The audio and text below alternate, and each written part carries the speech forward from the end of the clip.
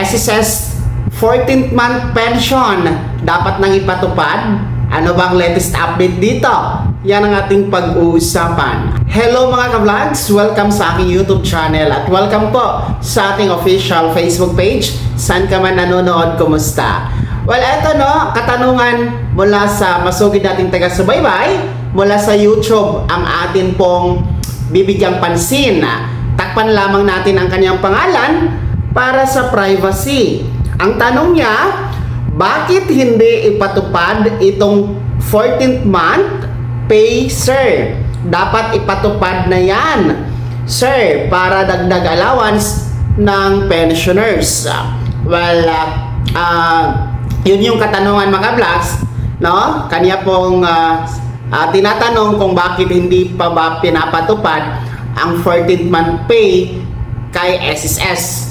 Well, ang katanungan dito, meron nga bang 14th month pay si SSS?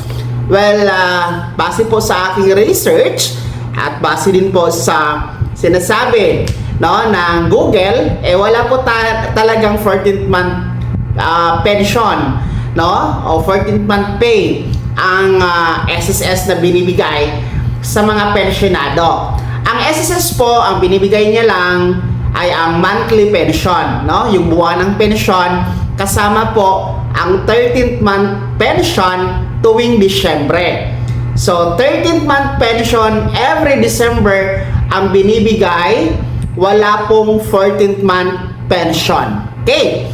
Well, kaya siguro naitanong ni Sir, no, ang about 14th month pension dahil nga po meron kasing panukala sa Kongreso, no, yung House Bill 718 na final kung saan yan po ay nag-uutos na magpatupad ang SSS ng 14th month pension tuwing Disyembre. Well, sa ngayon kasi ay nananatili po yung panukala na sa Kongreso at nakabinbin pa po yan. Hindi pa po yan umuusad at saka wala na pong balita kung yan ay prioridad pa ba.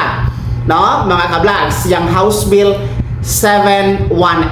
So, nakabinbin pa yan, panukala pa lamang yan, hindi pa po yan batas at hindi pa po yan aprobado. Kaya, wala po talagang 14th month pension ang pinapatupad ni SSS. Sana maliwanag yan, no? Yung atin pong mga pensionado na matagal na, no? Ay alam niyo naman na 13th month pension lang talaga ang binibigay na SSS. Every December lang po yan, no? December 1 para sa mga first batch at December 4 para sa mga second batch kasabay ng mga nakalamsam. So yun po yun, 13th month pension only mga ka-vlogs. Well, kahit wala pong 14th month pension na binibigay sa SSS, meron naman pong pinapatupad na 3 years pension increase under the pension reform program. Katunayan ay tapos na ang una at pangalawang bugso, no? Ang first round ay naganap noong September 2025 and yung second round noong September 2026 at ang panghuli na round ngayong September 2027. Yan ay 10% pension increase, no, para sa mga retiree and disability and 5% pension increase para sa mga survivor pensioners. So yun po yung dagdag na increase para may dagdag din po kayo na allowance sa nagtanong at sa lahat ng ating mga pensionado. Ayan, huwag kayo maniniwala sa mga nagbabalita, lalong-lalo pa yung mga AI na mga channel na nagbabalita tungkol sa 14th month pension na ito'y ibibigay, meron ng pondo, no? Yan po, ulitin ko, ay fake news, no? Ulitin ko, ang 14th month pension ay panukala pa lang yan. House Bill 718, nasa Kamara pa lang, hindi pa aprobado. Ang meron tayo ngayon, ulitin ko rin, is only monthly pension kasama ang 13th month pension tuwing Disyembre. Kaya maraming salamat po sa nagtanong, no? Kahit pa paano naliwanagan po ang lahat, no? At alam nyo na, no? Kung meron kayong mga nababasa at napapanood, hinggil po 14th month pension. Kaya naman mga SSS pensioners, kayo ba? Gusto nyo ba ang 14th month pension?